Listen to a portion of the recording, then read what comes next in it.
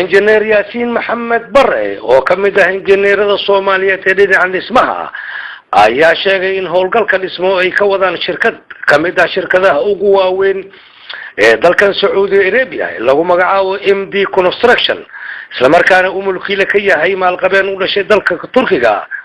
ee lagu magacaabo Engineer Murad ayaa ku tilmaamay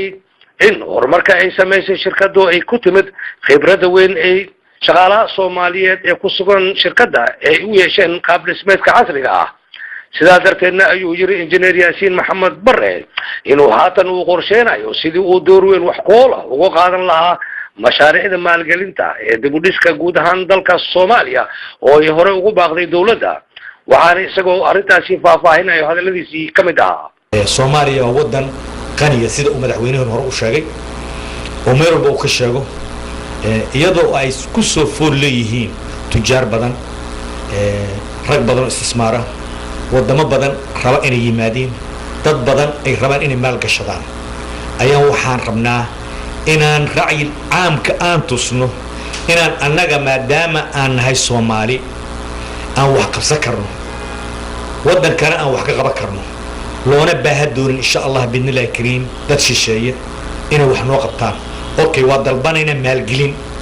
waxaan leenahay waxaan rabnaa walaalaheen adduunyada joogto ama meel walba joogto ama carab ha noqoto ama maaragtay wadamadan kale ha noqdaano waxaan u baahnaa annaga kaliya waxna maalgeliyo laakiin ficil wax qabasho ahaan alxamdulillah rabbil caalamiin waxaa joogto dhowr boqol oo qof oo Soomaaliya oo lahjadii ku hadlayso oo wadankii ku dhashay wax soo barta maanta alxamdulillah rabbil caalamiin marka waxaan rabnaa mashaariicda mustaqbalan Soomaaliya imaa doonto ama wadamada dariska wadamada maaragtay oo carabta ah ama wadamada kale ee maaragtay daneynay inay Soomaaliya yimaadeen tujaar baa bir imaa doonto deal new deal ba hadda shaqeynayo waxa laga yaabaa in maalgashadayaal wadan badan ay yimaadeen in ay Soomaaliya leedahay dad dhismo inaan tusno ayaan rabnaa mashruucaad saaka tagteen horta waxa leedahay golden tower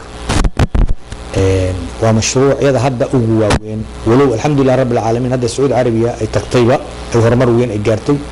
هذا أي بلاب الدونان معناها سدح بقوله الدور أيال بلاب يا وهذا ويكدم بي وسكت تقطيبة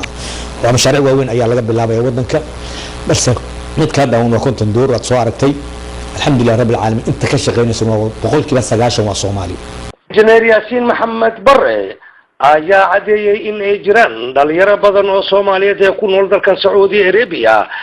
ay horumar ballaaran ka sameeyeen xagga dhismaha sidaa darteedna ay markii ay dib ugu laabtaan dalka Soomaaliya ay wax weyn ka tari doonaan tababarsiinta dhalinyarada Soomaaliyeed ee ku sugan gudaha dalka Soomaaliya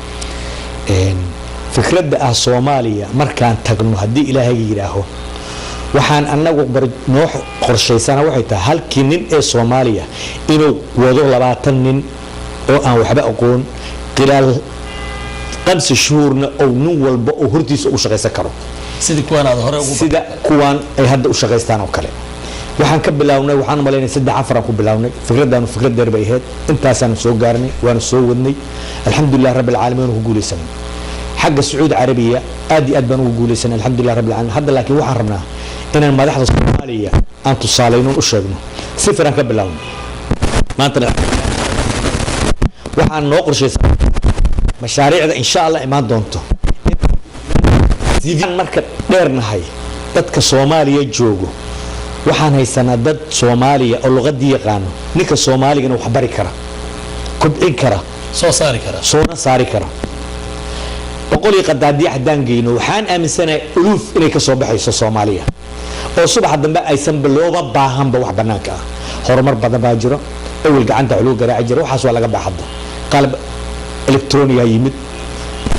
rag Soomaaliya oo wada yaqaano ayaa jooga shirkado waaweyn oo dooka beeri yani shirkado waaweyn jooga Ali Jaamac Cilmi Calakuus warbaahinta qaranka Soomaaliya dalka Saudi